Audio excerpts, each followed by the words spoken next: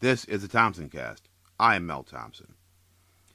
I have spoken about this issue in the past, but again, I want to highlight this mainly because of the impact globally it could have if, in fact, things continue down the same road that I anticipate them to continue down. What I'm talking about is Syria. There is no way in the world that Assad was going to relinquish power anytime soon. I've heard many predictions over a period of, I think, somewhat of 20 months now, how he was going to fall, how he was going away, how he was just going to be a nice guy and just open the doors to democracy and walk away. He did exactly what I predicted he would do, and he's doing exactly what I thought he would do. And he also, in my opinion, has no issue with using chemical and biological weapons against his own people. Although the Syrian government has said that these will be limited to combating invaders, if you will. If the country was invaded by a foreign power, I don't believe that. I don't see how anyone could possibly believe a man like Assad who's killing his own people.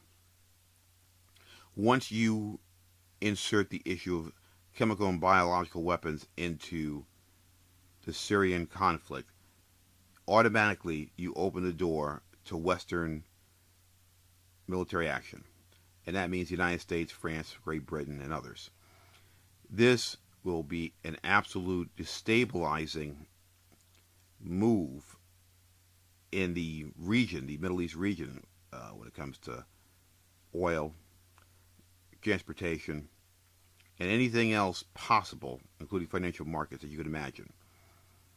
This will certainly have an impact, if it does occur, it will have an impact upon the price of oil globally. At some point, if it turns out that Assad starts using these weapons with the excuse that, well, I'm combating terrorists and clearly they are from the outside, then you will see a, for lack of a better word, an invasion of Western nations going after him once and for all.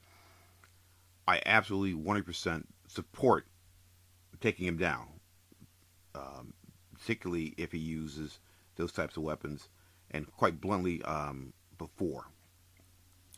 However, the issue is what type of political risk will the use of chemical and biological weapons pose for foreign direct investors and businesses. The cost of petroleum and petroleum-related products is going to go up. You possibly will have some degree of protest in some other Middle Eastern capitals, and you certainly will see a short-term struggle. I don't think that the Assad regime and its military can ward off a Western invasion of multiple nations. I think that would certainly be the end of him. I think that would be short-term. As far as the fighting goes, I think the investment in Syria, once you're on the ground, will be a long-term investment. I do not see Western powers leaving that country anytime soon.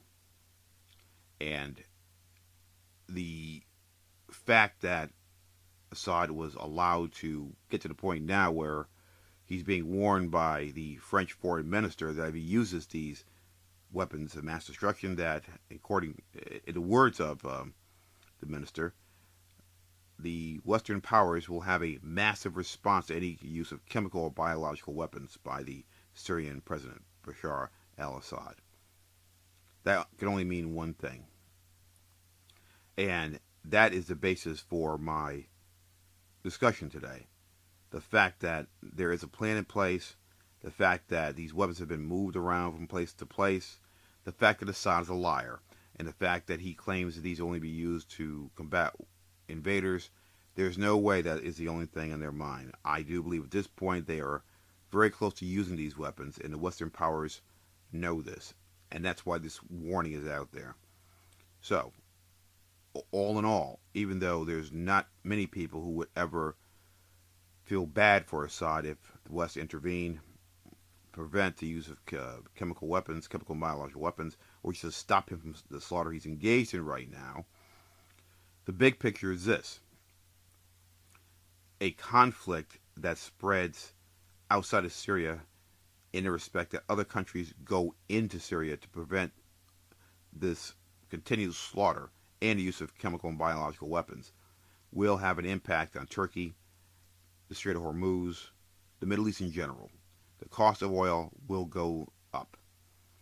Whether it will skyrocket, that is not up to me. I'm not an economist. I can just tell you that from my own experience viewing political risks as I have over a period of time, wars raise the cost of doing business. And when the cost of doing business directly correlates to the transportation and development of petroleum products in the Middle East, you are going to see an impact the second you leave your house and go to a gas station the very next day. And as far as foreign direct investment is concerned, as I said in the past, the minute this conflict is over, that Syria would be a great place to start getting actively involved as a foreign direct investor or a business. Things will be fine. They will be better. But right now, short term, there is more than a minor chance that Assad's going to use these weapons. I take what leaders say with a grain of salt, but I also read into them.